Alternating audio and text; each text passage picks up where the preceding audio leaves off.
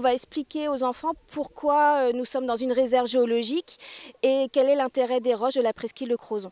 Nous sommes sur la plage du Corézou. Ce site est exceptionnel et en quoi doit-il être protégé? En fait, la plage du Corézou est connue pour ses fossiles. Je ne sais pas si vous savez ce que c'est un fossile. Si ?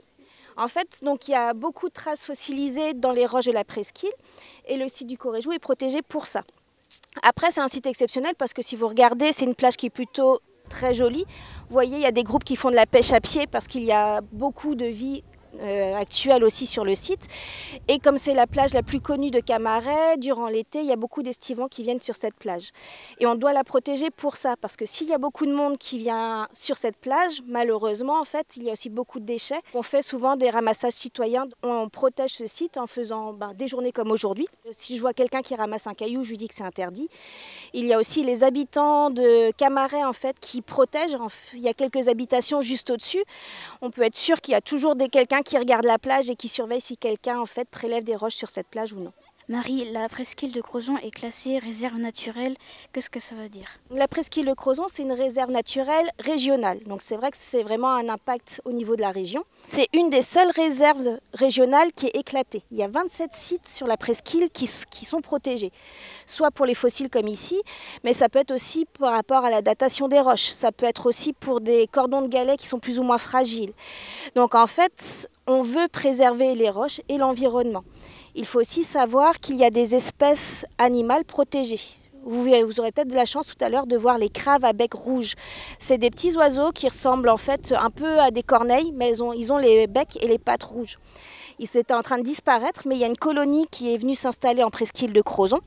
Et donc en fait on surveille, on fait régulièrement des comptages pour vérifier que la colonie se porte bien. Marie, ça fait quelques années que vous travaillez dans la presqu'île. Qu'avez-vous remarqué comme impact de l'homme ?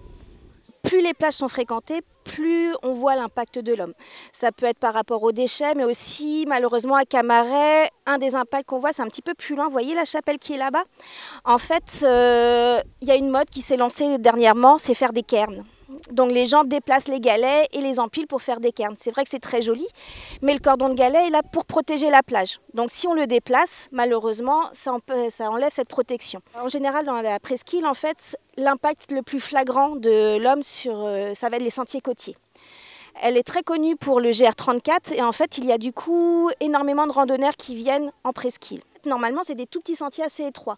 Sauf que plus il y a de monde qui passe sur ces sentiers, plus ils s'élargissent. Surtout qu'il y a beaucoup de personnes qui viennent avec des bâtons non protégés. La pointe abîme la végétation.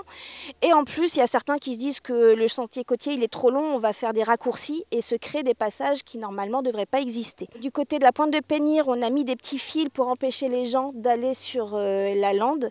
Et donc, en fait, on essaye de limiter les impacts de l'homme par cette protection en fait, de la végétation. Qu'est-ce qu'on peut faire pour limiter l'impact de l'homme et préserver l'environnement? Il y a des petits gestes simples, c'est-à-dire que quand vous venez pique-niquer dans un endroit naturel, vous reprenez vos déchets avec vous. Vous avez pu amener votre nourriture, donc en fait les déchets ne prendront pas plus de place dans votre sac. Autre chose, c'est respecter les sentiers qui sont balisés. On a tracé des sentiers côtiers, c'est parce que ces sentiers en fait sont ceux qui vont le moins abîmer l'environnement. Donc il faut rester sur ces sentiers, éviter les bâtons de marche. C'est vrai que ça peut être une aide, mais si jamais vous avez vraiment besoin de bâtons de marche, bon vous à votre âge ça va, mais certains en ont besoin, il faut mettre des petits bouts en caoutchouc sur ces bâtons. Ça empêche aussi d'élargir le sentier. La presqu'île de Crozon est connue aussi pour des espèces végétales comme la crozonnaise, comme certaines orchidées. Et en fait, il faut éviter de ramasser des végétaux quand vous vous baladez. C'est vrai que quand on voit une jolie fleur, l'envie c'est de la ramasser, il ne faut pas le faire. Ne pas ramasser de fleurs, ne pas ramasser de roches, rester sur les sentiers, garder ses déchets avec soi. Je pense que c'est les mesures simples que tout le monde peut respecter.